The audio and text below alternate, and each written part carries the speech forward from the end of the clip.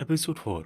हमें यन फैमिली के उसी झरने को दिखाया जाता है जिसके नीचे बैठकर अभी हाओयान अपनी कल्टीवेशन की प्रैक्टिस कर रहा होता है। हाओयान 3 दिन से कल्टीवेशन स्क्रॉल की प्रैक्टिस कर रहा है, लेकिन उसे इसमें कोई भी प्रोग्रेस नहीं मिली है। जिसके कुछ देर बाद वहाँ से कुछ स्टूडेंट्स गुजरने लगते हैं, तो वो हाओयान को देखकर उसका मजाक उड़ाने लगते हैं और कहते हैं ये पागल 3 दिन से कल्टीवेशन स्क्रॉल की प्रैक्टिस कर रहा है, लेकिन इस पे जरा सा भी सुधार नहीं हुआ है। तो इसके बारे में सोच कर ही पागल हो जा रहा हूँ कि आखिर ये मिस यान का हस्बैंड कैसे बन गया। खैर, एक बार एंसेस्ट्रल ग्राउंड खुलने दो, उसके बाद उसका काम तमाम होना ही होना है। जिसके बाद हमें हाओयान को दिखा जाता है जो कि पूरे दिल से अपनी कल्टीवेशन कर रहा होता है, लेकिन उससे ये चीज नहीं हो पा रही होती है। तो हाओयान मन ही मन सोचता है मैं स्पिरिचुअल फोर्स को महसूस तो कर पा रहा हूँ, लेकिन इसे मैं कल्टीवेट नहीं कर पा रहा। क्या ये सब इसीलिए है क्योंकि मैं एक दिन में कई पुनर्जन्मों से गुजरा हूँ? क्या बकवास है। जिसके बाद हाओयान एक बार फिर से कल्टीवेशन करने की कोशिश करता है, लेकिन तभी वहाँ पर जमीन हिलने लगती है और भूकंप आने लगता है। हमारा मेन कैरेक्टर हाओयान भी कहता है ये क्या भूकंप, अरे कोई बचाओ मुझे। और वो पहाड़ की चोटी से जहाँ से झरना बह रहा होता है वहाँ पर भी एक जोरदार ब्लास्ट होता है और उस पहाड़ की चोटी के पत्थर टूट जाते हैं और वहाँ से बहुत ज्यादा पानी बहने लगता है। उस पानी के सैलाब के नीचे कई सारे स्टूडेंट्स भी मदद की गुहार लगाने लगते हैं और हमारा मेन कैरेक्टर हाओयान भी अपनी जान बचाते हुए मदद की गुहार लगाते हुए कहता है हनी मुझे बचाओ, मैं यहाँ पे मरना नहीं चाहता। ऊपर से कई सारे पत्थर भी गिर रहे होते हैं, जिसके कारण हाओयान भागते हुए एक पत्थर के पीछे छुप जाता है।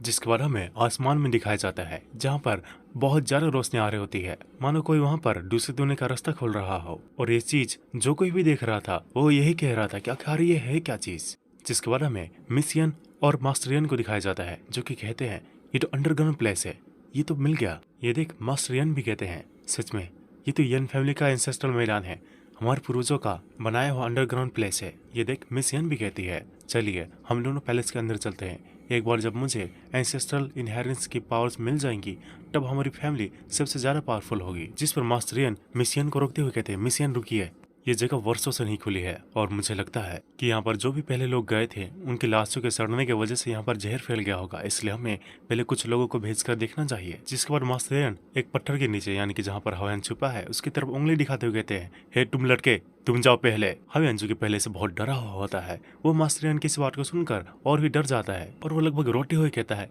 तुम आखिर ऐसा क्यों कर रहे हो? लड़के, अगर तुमने हमारी बात नहीं मानी तो तुम्हें। ऐसा कहकर मास्टर यन हाओयान को मारने जा ही रहे होते हैं, लेकिन मिस यन मास्टर यन को रुकने के लिए कहते हैं, लेकिन बहुत देर हो चुकी होती है। मास्टर यन पहले ही हाओयान पे अटैक करके उसे नीचे भेज चुके होते हैं और हाओयान सीढ़ियों पर लुढ़कते हुए नीचे गिरते हुए मास्टर यन से कहता है कमीने बुड्ढे, तू बस रुक, मैं तुझे।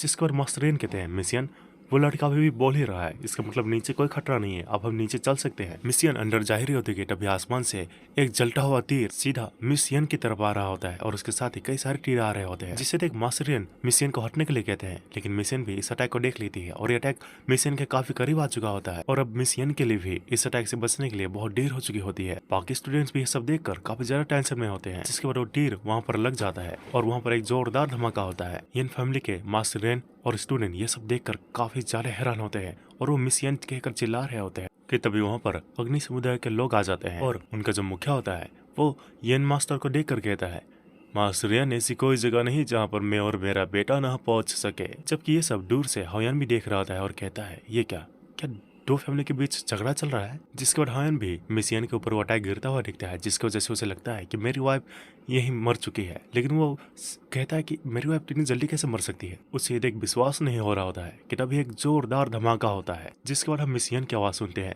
जो कि मिस यन कह रही होती है heavenly graduate body activate. Miss Yan को जिंदा देख और मिस यन को बिल्कुल सही देख मास्टर यन कहते हैं लगता है मिस यन ने हेवनली ग्लेजेड बॉडी को एकदम मास्टर कर लिया है। और पवित्र समुदाय के लोग भी कहते हैं ये तो नामुमकिन है और वहीं हाओयान कहता है ये तो कमाल का है कि तभी एक जोरदार धमाका होता है और मिस यन के आसपास ढेर सारी ऊर्जा इकट्ठा हो जाती है। जिसके बाद मिस यन मास्टर यन की अपने अंकल से कहती है अंकल रुकने का समय नहीं है, अब मुझे मेरी इनहेरिटेंस मिलकर ही रहेगी। जिसके बाद मास्टर यन भी कहते हैं यन फैमिली के स्टूडेंट्स अंडर पैलेस की रक्षा करने के लिए मेरी मदद करो। मास्टर यन की बातों को सुनकर सारे स्टूडेंट्स तैयार हो जाते हैं और मास्टर यन मिस यन को अंडरग्राउंड पैलेस में जाने के लिए कहते हैं। जिस पर अग्नि समुदाय के लोग भी अपने लोगों को भेजते हुए कहते हैं बेटे कुछ लोगों को लेकर अंडरग्राउंड पैलेस में तुम भी जाओ।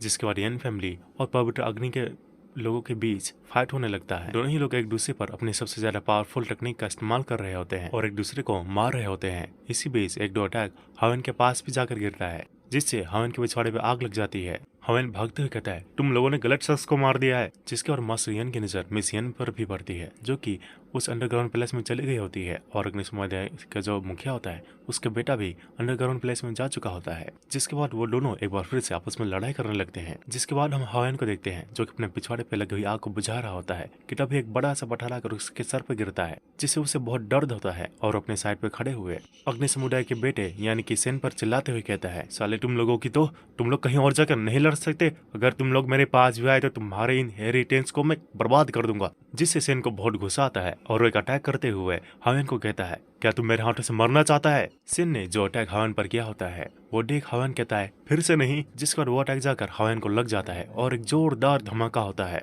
जिसके बाद हम हवेन को देखते हैं, जो कि बहुत जख्मी होता है, लेकिन उसे ज्यादा कुछ खास चोट नहीं आई होती है।